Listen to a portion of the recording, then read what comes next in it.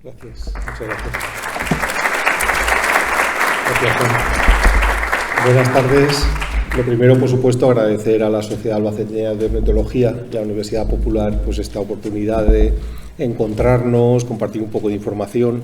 Digo un poco porque cuando me dijeron que era una hora, entras como en pánico, ¿no? De una hora, madre mía, sí. Los cursos suelen ser de 8 horas, de 10 horas, como que había que condensar mucho. Entonces, bueno, pues he traído unos consejos para fotografiar aves, otra presentación, pues depende del tiempo como nos vaya, pues pongo un vídeo o pongo una presentación sobre la estética en la fotografía de las aves, también puede ser interesante. Esta mañana hemos tenido un grupo muy majete en la formación de la masterclass, donde he podido profundizar un poquito más, pues son 2 horas, ya podemos profundizar un poquito. Estos contenidos que he traído, si alguien tiene interés en ampliarlos porque esté en formación o le guste la formación, tiene la opción de introducir este código de descuento que pone SAO, las siglas de Sociedad Albaceteña de Ornitología, y tendrá un descuento de un 25% en cualquiera de estos cursos. Bueno, estos contenidos, como digo, vienen de la Casa de las Fotografías, donde formamos online pues, distintas disciplinas fotográficas. Vamos a empezar ya un poco con los contenidos de la presentación, que es la preparación del antes, ¿no? de qué vamos a hacer. Como bien ha dicho Juanpi, lo que es la parte ética para mí es muy importante transmitirla también, que se refleje en lo que vamos enseñando, que no vale cualquier cosa, que lo primero es el bienestar del individuo y luego es la toma de la imagen. Entonces eso nos limita mucho, a mí por lo menos como autor, con un código ético un poco estricto, pues hay muchas fotos que no puedo tomar, que yo no puedo competir con otros autores, pues por ejemplo que ponen gusanitos, o ponen palomas, o ponen presas vivas. Yo hay cosas que no voy a hacer nunca y prefiero renunciar a ese tipo de imágenes a tenerlas, pero haberme saltado mi propia ética. Así que mis fotos pues provienen mucho también del conocimiento de las especies, de las horas que he pasado observándoles, de conocer el hábitat, el canto, los comportamientos que suelen tener, el tipo de posaderos que les gusta utilizar, pues para estar atento a dónde se plantean estas posibles imágenes que vamos a obtener. Ya esta mañana he hecho esta división y parece pues, que ha gustado, que ha sido bien admitida, que es el rececho, que sería buscar activamente, desplazarnos activamente en busca de situaciones donde poder fotografiar a las aves, pues ir caminando en silencio por el bosque, con la cámara preparada para obtener alguna imagen fugaz, donde no vamos a tener mucho control sobre los resultados, es decir, no podemos elegir la luz, ni el posadero, ni la orientación. Vamos a tener limitaciones en este tipo de fotografía, pero vamos a captar a los animales con total naturalidad, tal y como están haciendo su vida diaria en el medio en el que se desenvuelven. Luego tenemos la opción del acecho, esperarles en un sitio donde ellos suelen ir de forma cotidiana, donde desarrollan su actividad, o bien porque hemos hecho un bebedero, hemos puesto agua en algún recipiente y se han acostumbrado a beber allí, entonces sabemos que van a venir y ahí, bueno, pues tenemos más control porque sabemos qué posaderos hay alrededor, en qué horas de luz me conviene estar, este tipo de cuestiones. Y en esta disciplina de acecho se incluye el fototrampeo, es decir, el uso de una barrera infrarroja, láser, algún tipo de dispositivo, para dejar el equipo allí durante la noche o durante horas de día para que vaya captando imágenes.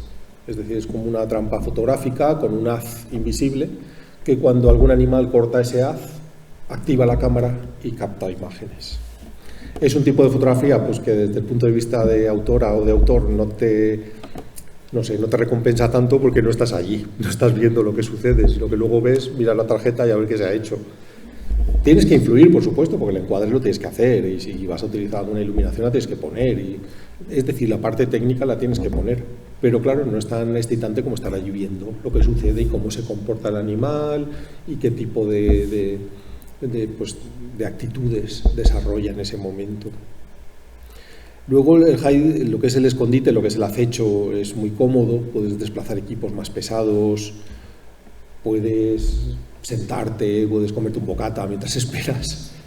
Estos están hechos en la Fundación Victoria Laporta Carbonell, los highs de arriba. Es una fundación sin ánimo de lucro que se dedica a formación de monitores, conservación del ecosistema, Bueno, tiene un montón de actividades muy bonitas y como parte de ellas ayudamos a construir en la fundación, en la reserva Buscarró, un montón de hides con el aliciente del agua como atractivo. Tienen cristal espía que aísla de forma sonora y visual a la persona que está dentro del hide. Y el de abajo es la ventana de mi casa con un bebedero que puse delante, que lo tengo muchos años, y entonces vienen cosas que no te pensaría. Jilguero, oropéndolas, torninos, puede venir cualquier cosa allí, de los años que lo tengo. Y lo tengo pues al lado del ordenador, es decir, yo estoy aquí procesando fotos y de repente, anda, que viene un pajarito, y entonces me cambio al teleobjetivo. Es una fotografía muy de proximidad, muy sostenible porque estás en tu casa, estás allí, no hace falta desplazarse, ni contaminar, ni arrancar ningún vehículo que vaya con combustible. Normalmente cuando hacemos un hide fijo, o bien en nuestro terreno, o en un sitio que nos dan permiso, o vamos a los de alguna fundación o alguna entidad que nos ofrece los hides, pues suelen estar hechos de forma más resistente, con material más resistente como puede ser la madera, por ejemplo. Lo ideal desde luego es que sean sostenibles también y que sean removibles, que una vez que acabamos la actividad, en el momento que se desee, tanto bebedero como escondite como todos, pueda ser extraído y no quede ningún residuo en la naturaleza. Bueno, todo lo que sea insonorizar visual y acústicamente el hide es ideal, porque entonces podremos mover el objetivo sin que nos vean. El uso del cristal espía es beneficioso en el sentido de que nos aísla sonoramente y luego a la hora de hacer un seguimiento de un vuelo o de una ave que se está posando en un posadero un poco esquinadito, ese movimiento que hacemos con el objetivo no nos ven. Entonces no interfieres, ni le estresas, ni cortas ese comportamiento que están haciendo. Nosotros utilizamos este tipo de cristal que se llama Reflectasol y ahora hay un modelo que no tiene dominante de color. Antes había una dominante de color muy cálida, pero ahora está el modelo Reflectasol Silver, plateado, que es neutro, no altera el color de la toma.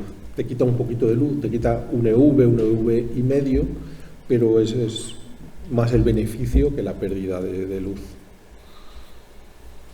Luego, sobre alimentos, ya os digo que por nuestra ética no utilizamos presas vivas y nos asesoramos muy bien de qué come cada o sea, el alimento que ponemos es muy escaso y muy específico, solamente dedicado a una especie y unas pocas semillas.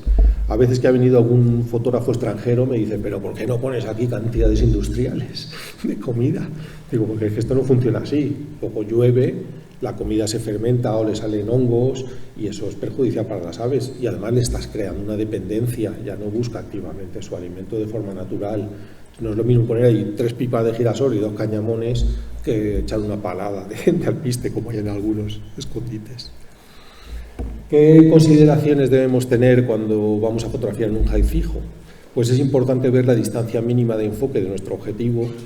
No vaya a ser que los posaderos estén, ¿qué voy a decir yo?, a 3 metros y nuestro objetivo enfoque a partir de 4. Entonces no vamos a poder enfocar a los animales que vengan. Eso es interesante verificar. Sabéis que hay accesorios como los tubos de extensión que permiten enfocar más cerca. O sea, hay que prevenir y hay que preguntar a qué distancia van a estar los posaderos o sobre la marcha improvisar y cuando llegamos darnos cuenta de si nos va a enfocar o no ahí nuestro objetivo. ¿Dónde ubicamos los posaderos y los escenarios dentro de ese bebedero? Pues si vamos a poner una piedrecita, vamos a poner una ramita o qué vamos a utilizar. El zoom suele tener menor calidad óptica, pero también tiene esa versatilidad de poder utilizar varias focales dentro de ese rango del objetivo. Se utilizan mucho ahora los rangos de 150 a 600 milímetros que tanto Tamron como Sigma fabrican para otras marcas. Estos son objetivos relativamente económicos, de rango de los 1.000 a 1.500 euros y pues tienen muy buenas prestaciones y una calidad muy razonable. A infinito no rinden bien, pero para enfocar en el rango de estos 4 a 9, 10 metros donde vamos a hacer las fotografías de hide, pues sí están dando muy buen resultado. Es una buena opción. La orientación y la ubicación para aprovechar la luz natural y ver en qué condiciones vamos a hacer las fotos. Y sobre todo la distancia hasta el fondo, es decir, a qué distancia queda el fondo con respecto al sujeto, porque según con qué objetivos igual no queda un fondo limpio y se ven ramas desenfocadas o se ven ahí bultos y sombras.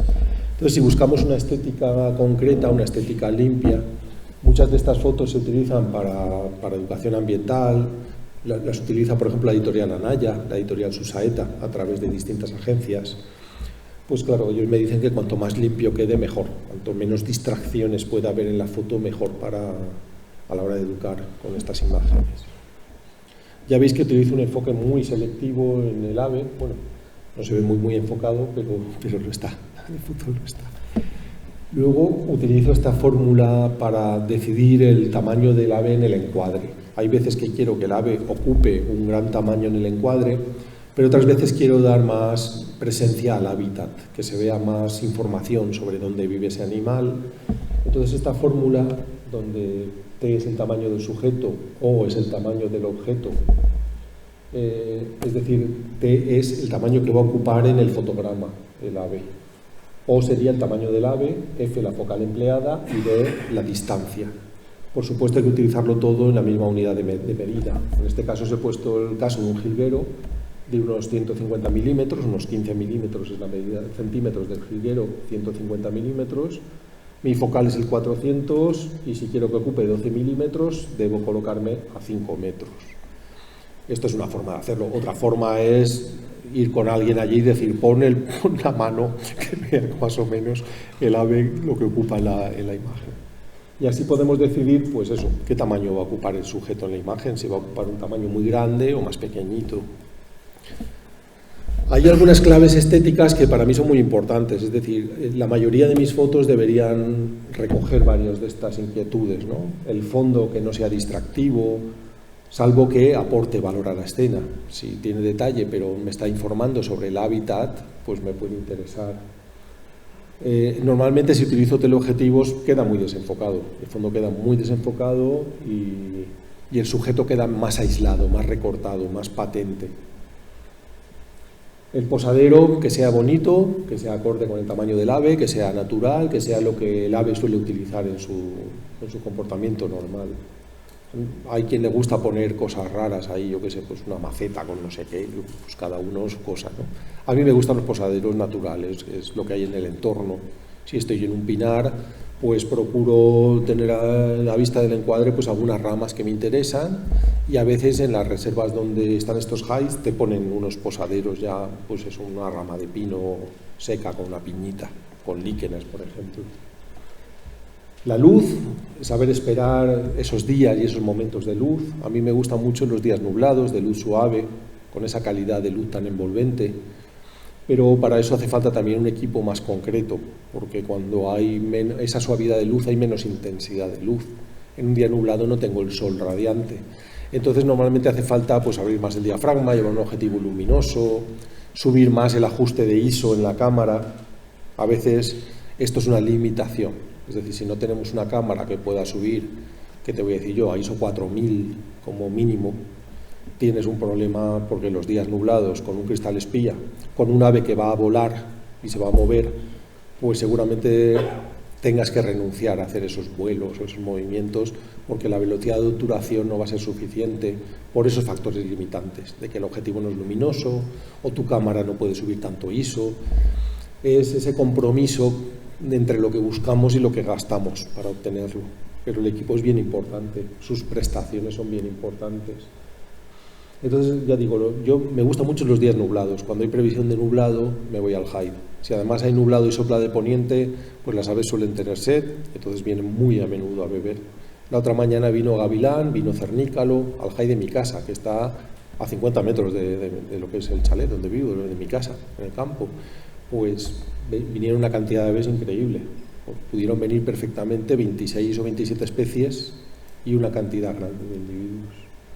Y luego busco un poco de actitud también, una pose, un gesto. A veces se relacionan dos aves entre sí, se intercambian una semilla, otras veces hacen pues un display o pasan volando. Todo esto forma parte de ese compendio de la composición en la fotografía de aves. Esta fue la nevada esa tan potente que hubo cuando la Filomena, que aproveché también para subir a hacer unas fotos a los hides. Es un herrerillo capuchino, que alguno a lo mejor está echando en falta que diga la especie. Esto es un herrerillo capuchino, un ave forestal, sobre todo de coníferas, de pinar, muy común en nuestra zona y muy bonito. A mí todas las aves es que me fascinan. ¿Cómo se consigue esa estética de fondos desenfocados que se lleva tanto en la fotografía de naturaleza, de aves, de mamíferos? Bueno, pues lo fundamental es que el sujeto y el fondo estén muy separados, es decir, haya mucha distancia entre el sujeto que voy a fotografiar y el fondo. Cuanto más lejos y más separado está el fondo del sujeto, más desenfocado queda. Tener un objetivo luminoso, un teleobjetivo luminoso también ayuda, es decir, un 300 f2.8 o un 500 f4, cuando trabajan a estas aperturas mínimas de diafragma, es decir, cuando abrimos el diafragma al máximo y nos vamos al número f mínimo, tenemos la menor profundidad de campo que es capaz de plasmar ese objetivo. Entonces su enfoque es muy selectivo. El ojo, cuando lo enfoco, estará muy nítido, pero ya las plumas de la cola, si está de lado, o el fondo, que está a unos metros por detrás, pierde totalmente ese detalle. Entonces eso ayuda. La distancia del sujeto al fondo es un factor, pero también la luminosidad del objetivo es otro factor. En el caso de que tengamos un zoom poco luminoso, pues este factor ya no lo tenemos, que es estos diafragmas tan abiertos. Entonces tenemos que recurrir a buscar posaderos con mucha distancia del fondo. Vale, aquí hay que tener mucho cuidado al enfocar porque la profundidad de campo es mínima. Cuando utilizo este tipo de focales, un 400-2.8 a f2.8, pues la profundidad de campo es de milímetros. Tengo que enfocar muy cuidadosamente en el ojo del ave y asegurarme de que eso está nítido. La luz es un factor. La luz, como hemos visto, tiene distintas calidades. Dentro de la cualidad de la luz está la dirección, la intensidad, el color, la calidad. Hay factores que afectan a la estética que nos da la luz. Yo normalmente me meto en los highs antes del amanecer, me meto de noche, me preparo allí a oscuras y conforme va apareciendo la luz yo ya estoy preparado. Ya las aves no ven ningún trasiego fuera del high, me he metido cuando ellas todavía no han empezado la actividad, me refiero claro a las aves diurnas, y salgo pues cuando ya oscurece, paso la jornada entera en el high. Si es en una fundación donde el coordinador de la reserva o de la fundación pues le puedes avisar por WhatsApp y viene a sacarte del high, pues también se puede salir de día. Es decir, que lo que no es interesante es que abras tú la puerta y conmociones a todas las aves que están por allí que tú no estás viendo porque estás dentro del high, que no les asustes, porque puede haber un gavilán perfectamente allí posado observando, entonces le vas a asustar. Entonces hay que tener cuidado en las entradas y salidas del high, hacerlo acompañado o antes de que haya luz. Bueno, al final estamos trabajando con el tono de la luz también, que es lo que nos va a dar ese resalte del sujeto con respecto al fondo. Fijaos que es el mismo lugar, el mismo sitio, a distintas horas del día. A veces no hay luz en el fondo y se queda como oscuro, en sombra del bosque. Otras veces hay más luz en el fondo que en el sujeto, otras veces más luz en el sujeto que en el fondo, otras veces más luz en el reflejo que en el fondo. Hay que ir viendo pues cómo va cambiando esa luz y en qué medida me interesa un tipo de luz u otra, para al día siguiente estar especialmente activo, especialmente atento en esos momentos de luz que me convienen o me van a favorecer o me interesan. Hay un concepto que llamamos de momento, el momento, que puede ser pues el vuelo, una interacción entre individuos o entre especies a veces, comportamientos de alimentación, de aseo del plumaje, que hacen las fotos especialmente interesantes, ese concepto de momento, que básicamente es qué está haciendo el ave en la foto. Aquí casi siempre nos tenemos que anticipar a lo que va a suceder, es decir, que si lo estás viendo y vas a disparar, pues hay un retardo aquí que te puedes perder una acción un poco trepidante, como puede ser un despegue de un ave desde una piedrecita o desde un posadero. Entonces hay que estar anticipándose a esas acciones, hay que estar muy atento a que cualquier indicio de que el ave va a despegar, pues poder anticiparse con una ráfaga. De hecho tenemos ese refrán, si lo has visto, lo has perdido. Es decir, lo que captamos no lo vemos, porque en las cámaras, hasta hace muy poquito que han salido las cámaras sin espejo, las cámaras con espejo, cuando el espejo está arriba y está captando la foto, tú no ves a través del visor. Entonces, si sucede una acción ahí, no la ves, la vas a descubrir después. Entonces estás disparando una captura secuencial de imágenes para elegir luego pues aquella que te guste más. He puesto un enlace también a un vídeo del canal de fotografía, que es totalmente gratuito de acceso, que es cómo fotografiar aves en nuestro jardín, con algunas claves también de cómo fotografiar aves. Bueno, pues estas acciones, ya os digo que el equipo es un factor limitante, porque si os fijáis es día nublado, dentro de un bosque, con un cristal espía, y esto está obligando a utilizar un ajuste de ISO alto, ISO 8000, un diafragma muy abierto, f2.8, y una velocidad de obturación alta también para poder congelar los movimientos, para poder detenerlos. Un 4000avo de segundo, estoy al límite, entre un 4000avo y un 8000avo detiene estas acciones. Claro, en cuanto tienes una cámara que no puede subir a ese ajuste de ISO o el objetivo no es muy luminoso, pues muchas de estas acciones pues te las puedes perder. Suceden muy poquito, no se repiten, no son predecibles, simplemente suceden y te las puedes perder. Lo que sí es más sencillo es, pues para algunos vuelos, utilizar estos posaderos en paralelo, es decir, poner un posadero y que equidistante al objetivo haya otro, a la misma distancia. Es decir, que enfoques uno y cuando intentes enfocar el otro, la cámara ni lo intente porque sabe que está enfocado, porque están a la misma distancia. Entonces, cuando una ave vuela de un posadero a otro, sabes que van a estar nítidas, están a la misma distancia. Si no cambia esa trayectoria de vuelo, va a estar nítida el ave. Entonces, estos consejos nos pueden venir bien para obtener resultados. Tener los posaderos en paralelo, aprovechar muy bien esas intenciones de despegar y aterrizar, y muchas veces preenfocamos el posadero. Es decir, lo que está enfocado es la ramita a la que viene el ave antes de beber. Lo tenemos ya preparado, preenfocado, y solamente disparamos la ráfaga cuando vemos que el ave se acerca. Los objetivos tienen también un limitador de distancias, tienen unas posiciones de enfoque que limita el recorrido de todo el aro de enfoque. Entonces hay objetivos, por ejemplo, mi 400-2.8 enfoca de 4 metros hasta infinito. El recorrido es enorme, hace gira todo el barril de enfoque. Para prevenir todo este giro y todo este tiempo de demora, aunque es ultrasónico, pero para limitar ese desplazamiento y su precisión, lo que hago es colocar la posición de enfoque, el limitador de enfoque, entre 4 y 9 metros y medio, entre 4 y 9 metros. Hay objetivos que es de 4 a 12 o de 3 a 8. Hay que ver que los posaderos que tengamos no nos queden fuera de estos rangos de distancia. Normalmente tienen 3 posiciones, aunque algunos tienen 2. Hay que ver qué rango de distancia es el que me viene mejor para que con un tercio de vuelta, con muy poquita vuelta, encuentre el enfoque. Configurar bien el equipo, sobre todo los modos de seguimiento.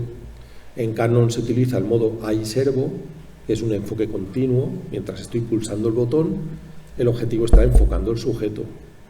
Y en Nikon y en otras marcas es lo que se llama el autofoco continuo o AFC. Mientras pulso el botón de enfoque, la cámara está intentando enfocar al sujeto. Yo tengo hecho un ajuste en mi cámara, que no sé si es el momento para decirlo, pero es una disociación del botón de enfoque con el botón de disparo.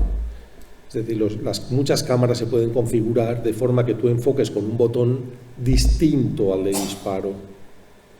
Y esto es muy útil cuando hay pues, 2 individuos en la foto. Imagínate que hay 2 pingüinos aquí discutiendo quién va a desayunar primero y en este caso enfocar con un botón y poder disparar con una ráfaga de fotos sin que vuelva a intentar enfocar puede ser interesante, porque he enfocado, he reencuadrado y ahora lo que me queda en medio es el fondo, no es un sujeto. Si no disocio el enfoque del disparo, la segunda foto, cuando reencuadro y compongo la imagen, enfocaría en el fondo. ¿Esto en qué equipos se suele hacer? En equipos de gama media y baja. Es decir, en aquellos equipos cuyo punto de enfoque más preciso es el central, y solo el central tiene sensores cruzados horizontales y verticales. Entonces, en la mayoría de cámaras de gama media y baja, solamente el punto central tiene esos sensores de línea cruzada, vertical y horizontal, mientras que el resto solo tienen o verticales o horizontales, son menos precisos que el central. Especialmente en estos equipos es muy útil disociar el enfoque del disparo. Y en las cámaras de gama alta, todos los puntos de enfoque seleccionables tienen sensores cruzados de líneas verticales y horizontales, todos. Con lo cual, en un equipo de gama alta podría podría asignarle al sujeto un punto descentrado y no tener que disociar el enfoque del disparo.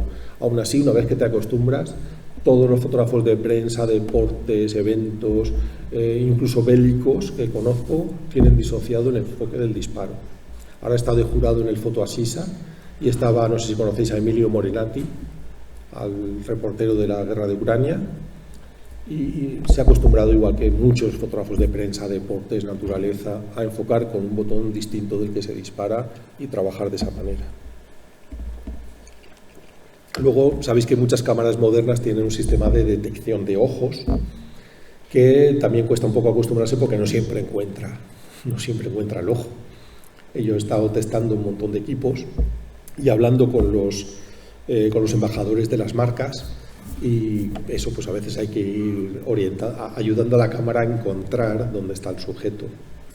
En la Canon R3, por ejemplo, con la ayuda del enfoque retinal y del área retinal, de dónde concentras tu mirada para que busque ahí el ojo del ave, pues se facilita, pero también en Nikon o en Sony puedes determinar una franja superior, por ejemplo, para que siempre en la parte superior de la imagen intente buscar los ojos y encuentre enfoque en ellos. No sé si pensabais que esto era más fácil de lo que es, pero tiene su cosa. Es decir, la fotografía de aves tiene una especie de fundamento técnico, exposición, ISO, diafragma, velocidad, objetivos, cámaras, trípodes, estas cosas, y otra parte estética, que es exactamente igual de importante, porque si manejas muy bien la técnica, pero tus imágenes no tienen impacto visual, pues al final vas a tener esa frustración de yo quiero hacer fotos más chulas. Y entonces necesitas un poco ese equilibrio de las dos partes, es decir, tener un buen manejo técnico. Algunas yo creo que se han virado. Bueno, pues este es un ejemplo de esos de día nublado, bosque, cristal espía, pero he congelado la acción, y la acción se congela con un objetivo luminoso, un ajuste de ISO alto y una velocidad de obturación alta. Si no tenemos alguno de estos componentes, tenemos limitaciones. Tendremos que renunciar a las fotos de acción en día nublado y hacer solo animales posados. O esperar a días con sol.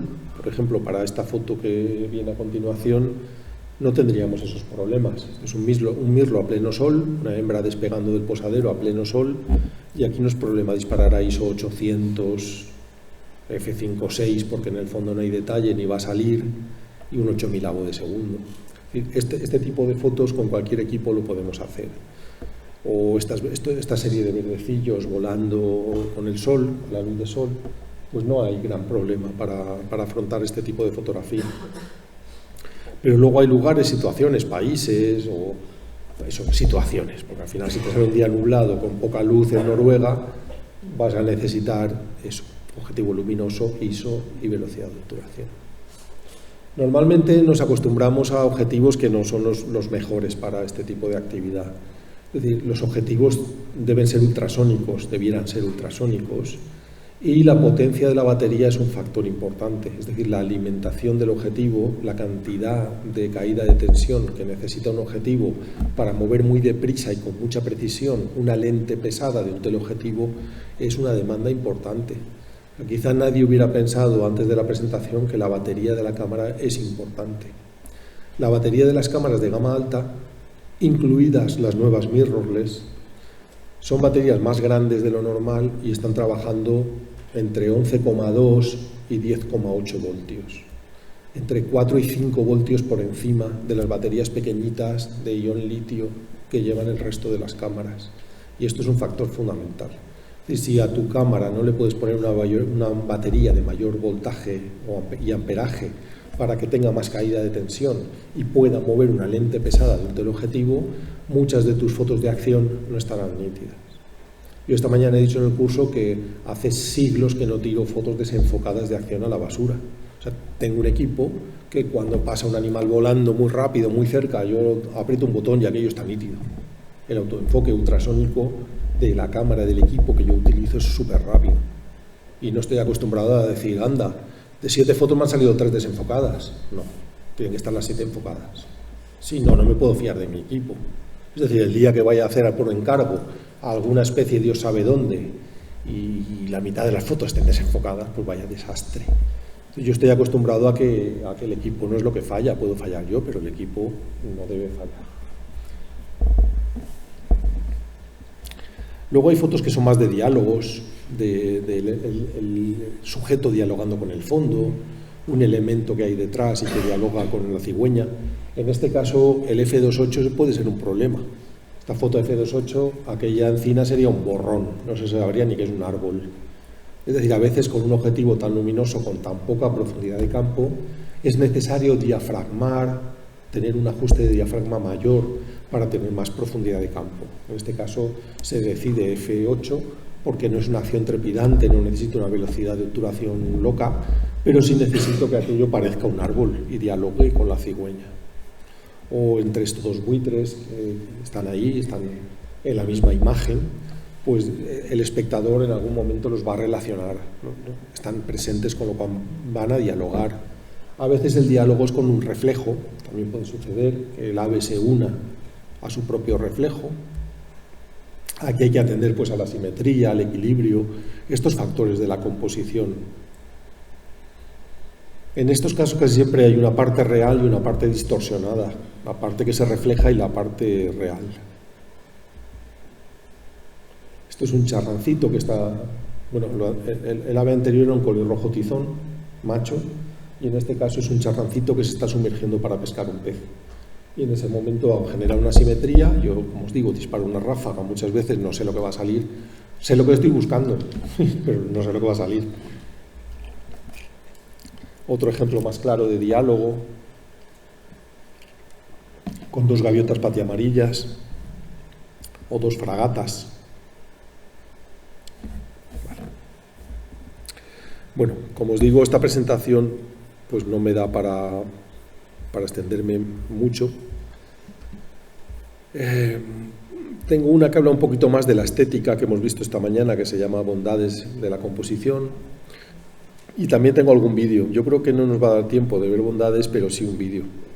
Y en este vídeo, pues quizás voy a llevar a Slednes, a un lugar, una reserva de aves que hay en el norte de Noruega, muy cerquita de Gambik, donde hay un faro, donde te puedes alojar en la propia reserva, en el faro. Y nosotros estuvimos 3-4 días en la reserva haciendo muchas fotos a ras de suelo, es decir, reptando a ras de suelo, procurando no alterar el comportamiento de los animales. A veces aparece un mamífero, bueno, pues le hacemos fotos, pero es una reserva sobre todo que se declaró por las aves, por la avifauna. Y el vídeo lo que nos muestra va a ser una transición desde el invierno a la primavera, cómo las aves colonizan el paisaje y vamos viendo distintas especies.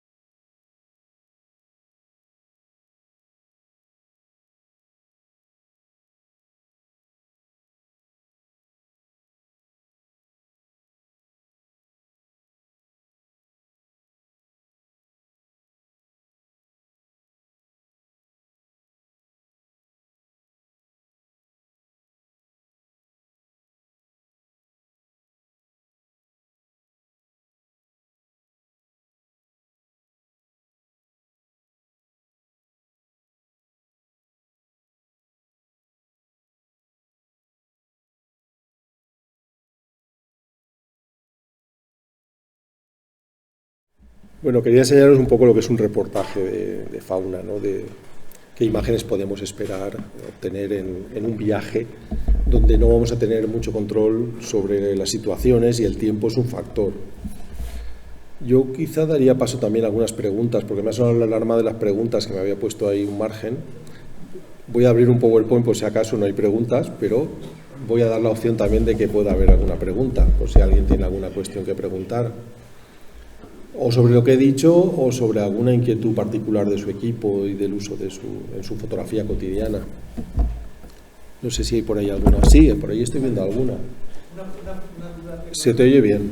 está utilizando ISO, yo estoy utilizando ISO de 800.000, no utilizo mucho más porque luego el granulado, sí, se nota mucho el granulado de vale, la película. Vale. Bueno, lo que... ¿Usas película o usas digital, el sensor? Vale. Entonces es lo que se llama el ruido de luminancia. El ruido de luminancia es un ruido que toda señal electrónica lleva dentro. Eso es una emisión aleatoria. Cuanto más limpia es la señal, más puedes subir el ISO o el volumen si es un aparato de audio sin que se oiga ese ruido o se vea ese ruido.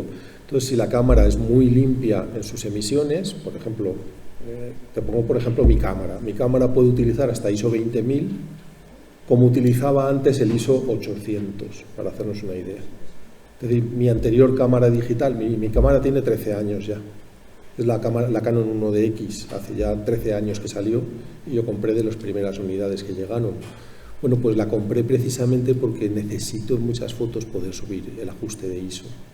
Esta es una prestación que me es fundamental. Esto hay que testarlo en casa. Es decir, en el salón de tu casa, al atardecer, que no haya mucha intensidad de luz, pones la cámara en el trípode y haces una foto ISO 100, 200, 400, 800, 1600, 3200, así hasta 20.000. Luego las abres en el ordenador, procesas ese ruido o lo ajustas en cámara para que lo procese la cámara, tienes las dos opciones, o lo procesas tú en el ordenador, en tu programa de procesado de imágenes, o le dices a la cámara que te lo haga ella, y miras a ver dónde está el límite de ese ajuste de ISO para que no se vea lo que tú dices, la imagen con falta de nitidez, distorsionada, con ese ruido de luminancia que se puede hacer muy patente. Entonces es fundamental que cada uno sepa en su cámara cuál es el ISO a partir del cual la imagen no tiene arreglo, no va a poder servir. Esto es importante. Si una cosa es lo que la cámara tenga, eso es. Pero tú procesas el ruido en la imagen. Sí, cuando luego lo veo, no la proceso. Pues, porque no sé. Eso no... Vale, pues tienes dos opciones. O le dices a la cámara, al firmware de la cámara, ajuste de ISO alto, y entonces ella te hace una receta que te va a ralentizar la ráfaga. Es decir, esta información que tú le estás diciendo, procésame, créame una receta de procesado para el RAW, pues te está ralentizando la captura de la imagen. O si tienes mínimas nociones de cómo se procesa el ruido, vas al ruido de luminancia y haces lo que haría la cámara, que es darle un valor tanto más alto cuanto más subas el ISO. Si no, tendrás muchas limitaciones con el ISO. A lo mejor tu cámara puede subir hasta ISO 4000, pero sin ajustar nada de nada, a partir de ISO a lo mejor 400, la imagen ya es inservible. Entonces, ya no sirve para nada. Es una gran limitación. O lo ajustas en la cámara, ajuste de ISO alto, para que ella te cree una receta donde ya vaya incluido el procesado de ese ruido, o lo haces tú manualmente en el programa que utilices para procesar las imágenes. Esto que habéis visto aquí no tiene ningún tipo de retoque. Yo, para montar un audiovisual, una presentación, un vídeo, lo que hago es, abro con el visor de imágenes simplemente el RAW tal cual, y le hago una captura de pantalla. No puedo hacerlo porque este no es mi ordenador, es un ordenador prestado de aquí del centro. El mío lo tengo aquí, lo hago así, traigo un montón de RAWs para enseñarlos y de hecho enseño fotos de aves en RAW. Y lo que hago es una captura de pantalla y lo incrusto en las presentaciones y es súper rápido. O sea, no las proceso, simplemente le hago una captura de pantalla. A una agencia no se lo puedo enviar así porque la captura de pantalla tiene muy pocos píxeles. Tengo que procesar la imagen y generar un TIFF en alta calidad, con todos sus píxeles para que le sirva para las publicaciones. Pero la limitación que estás teniendo es que no aprovechas todas las prestaciones de la cámara porque no estás procesando el ruido ni le estás diciendo a la cámara que lo haga ella.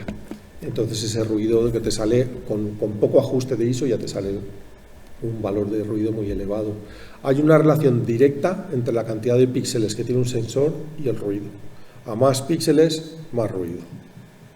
Hay quien quiere tener 50 megapíxeles, 70 megapíxeles, pues no vas a poder subir de ISO 800, 1000, poco más, en el mejor de los casos.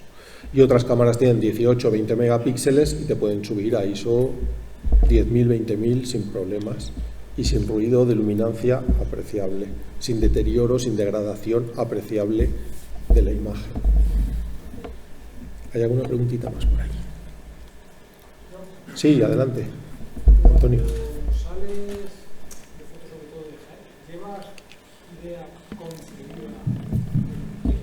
O sea, Sí. ¿sueles hacer...? Sí. Digo, yo quiero una ladrillo que se pose y tal. ¿Sueles hacer eso, llevar toda la Sí. foto? Sí. Yo creo que el fotógrafo completo debe saber hacer al menos estas dos cosas. Improvisar. Hoy no es el día de tu invento, porque está lloviendo y no hay pájaros, por ejemplo. Improvisar y premeditar. Es decir, llevarte unas imágenes mentales que vas a buscar, porque si no, no las vas a conseguir. Nadie llega a un high diciendo, me lo voy a jugar todo a hacer vuelos. Es muy difícil, necesitas tener mucha experiencia detrás para decir, hoy, si no hago aves posadas, me da igual. Todo lo que quiero son vuelos y vuelos con buena calidad. Pues eso si no tienes un poco la sangre fría, la imagen mental de decir, hoy me dedico a esto, no lo vas a hacer. Y por otro lado, si no es el día de hacer eso, pues tampoco lo vas a hacer. Entonces, improvisar y premeditar. Yo llevo unas imágenes que quiero conseguir y si no es el día, pues no las voy a conseguir, haré otra cosa. Pero si me da opción el día, sí las voy a intentar. Entonces tengo ya unas imágenes estéticas en mi mente que quiero conseguir. Tened en cuenta también que uno de estos highs de reflejos, el primero que se hizo en España está en mi casa. Es del 2003. En 2003 yo hice un high de reflejos que todavía está en funcionamiento y entonces puedo decidir, hoy voy a poner una piedrecita aquí flotante, pongo un ladrillo semisumergido encima de una piedrecita y las aves van a ir a esa piedrecita. O hoy quiero hacer fotos en ese cardo seco que hay ahí en el fondo del jardín, pues cojo el cardo seco, lo pongo allí sobre un posadero, lo pongo de posadero y espero a que se pongan ahí las aves. O sea, me nutro de las dos cosas, de improvisar, de repente ha venido una urraca y se ha posado un posadero natural, y de premeditar. Voy a ver si hago una foto de jilguero en el cardo comiéndose las semillas, por ejemplo. Sí.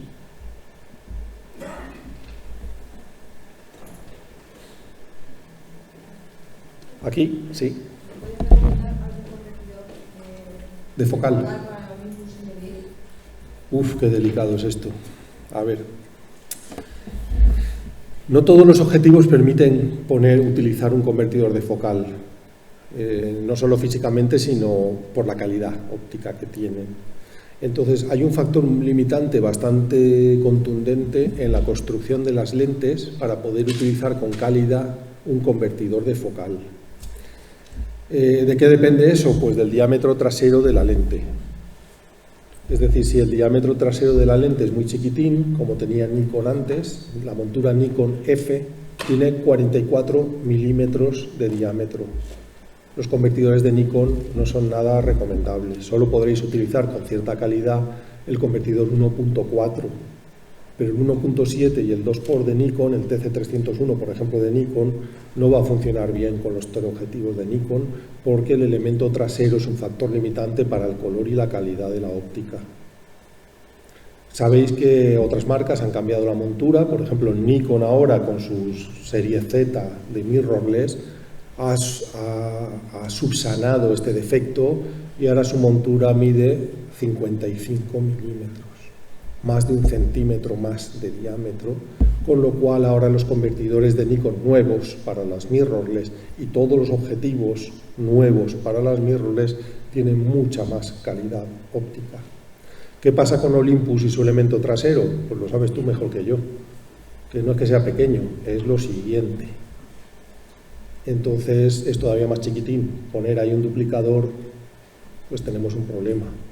¿Qué ha pasado con Sony, por ejemplo? Pues Sony se ha quedado en 46 milímetros, muy pequeñito también, dará problemas en el futuro, tanto en la estabilización del sensor, porque hay menos espacio para moverse, al ser el elemento trasero más chiquitito, como para la calidad óptica de los convertidores de focal. Canon ha respetado sus 54 milímetros, no lo ha cambiado, sigue con 54, con lo cual son objetivos que se llaman bilingües porque la construcción es la misma, el elemento trasero tiene el mismo diámetro. Con Olympus lo ideal no es utilizar convertidores, se resiente mucho el equipo en velocidad de enfoque, en precisión de enfoque y en calidad de resultados, pero por supuesto de la marca. No se te ocurra comprar ni Kenko, ni Sigma, ni Tamron, aunque delante de tu Olympus le pongas un objetivo de este tipo. Procurad comprar los convertidores de la marca, pero hay limitaciones. Y las limitaciones suelen ser ópticas y provienen del diámetro del elemento trasero de la lente. Este es un factor limitante. ¿Qué zoom? ¿Tienes el zoom o el 300 f4 de Olympus? ¿El 150 300 es? Ah, el 14-150, sí, es un poco cortito. Claro, es un poco cortito. Otra cosa que tenéis que considerar cuando compréis un objetivo es que intentéis preservar al máximo la calidad óptica que tiene, y esto se consigue buscando lentes curvas solo o lentes planas solo en su construcción. Es decir, si buscáis un rango angular teleobjetivo, tenéis que en el rango angular las lentes son así. Esto es un 14 milímetros. Es una lente curva que tiene un ángulo de visión amplio. Y esto es un 150 milímetros. Es una lente plana de teleobjetivo. Entonces, cuando compréis una focal zoom, lo ideal sería, por ejemplo, un 14-40. Un 14 curvo con un 40 curvo. O un 150-600 planos.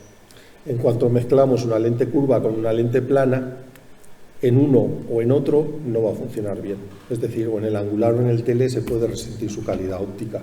Es más difícil fabricar con calidad esa mezcla de lente curva a lente plana. Entonces, tenedlo en mente que a veces conviene más tener pues un 12-40 y un 150-600 y tener en una focal dos lentes curvas y en otra focal dos lentes planas, bueno, dos lentes, todo el rango de lentes planas y curvas, porque construyen mejor la imagen.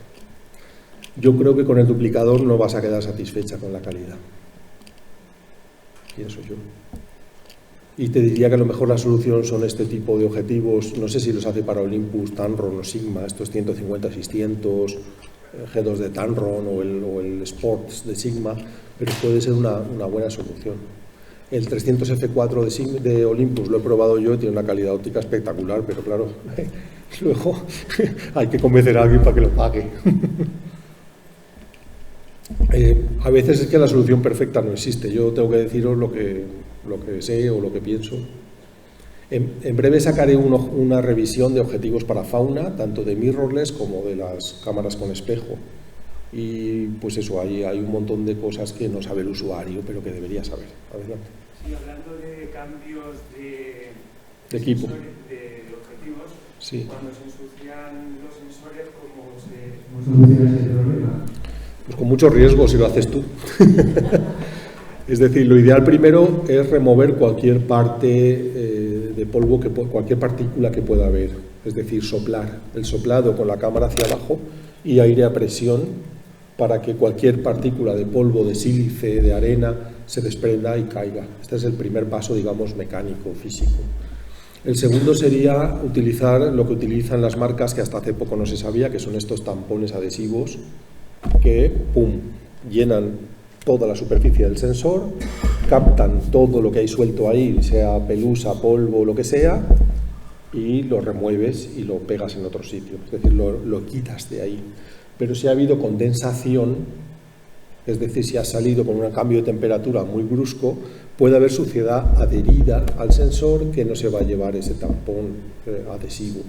Aquí hace falta el líquido Eclipse o parecido, es decir, alcohol isopropílico, que es el más limpio que existe, el que menos residuo tiene, y algún tipo de escobilla para, en húmedo, limpiar el sensor. Normalmente se utiliza Sensor Swap o alguna marca de ese tipo, que están hechas con celulosa muy pura o materiales similares y te permiten pues remover cualquier tipo de condensación que hay y no dejar textura de ese tal.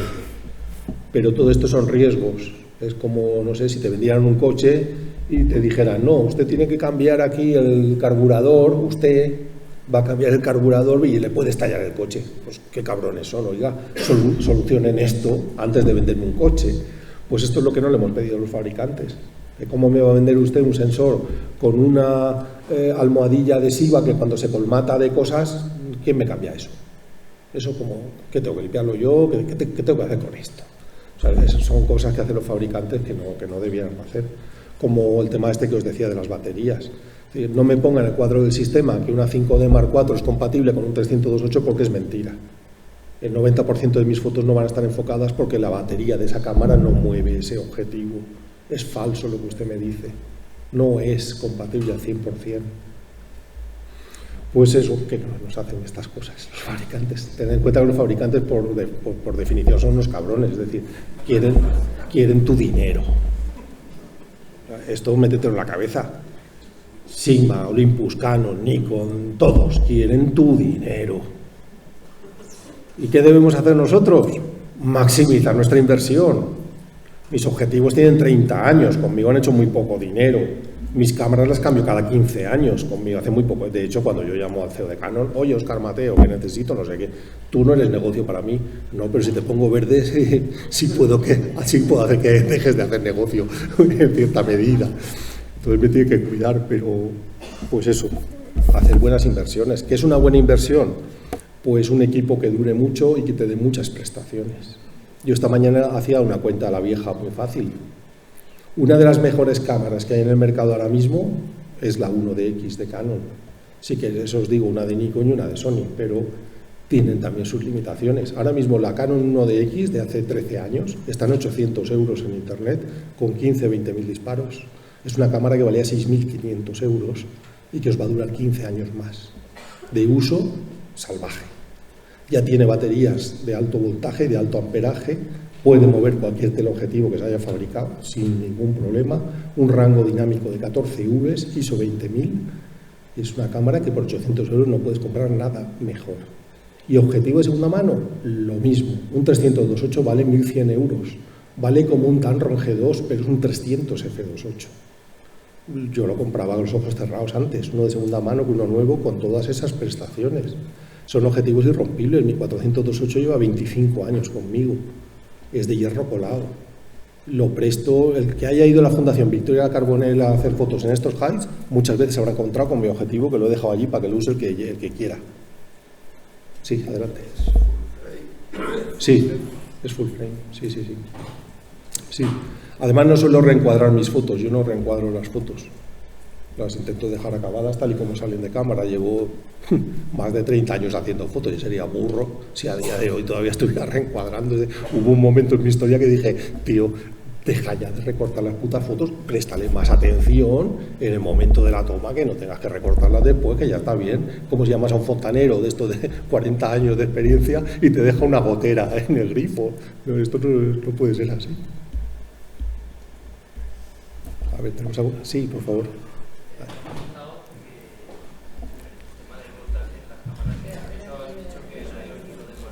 Sí. Has comentado que la 504 no es compatible con cómo mover bien el 300, ¿no? Eso es. La nueva gama de EOS R3, la EOS R3, R5, Claro. ¿utilizan también el mismo tipo de batería? Ahí es donde quería yo ir. No quería ser muy cruel, pero me lo han preguntado, entonces. A ver, todos nos acordamos de los argumentos de las mirrorless, ¿verdad que sí? Pesan menos y más baratas no dijeron. Eso no lo dijeron, no lo son, pero pesan menos, ¿verdad? Esto es una gran ventaja, grandísima ventaja.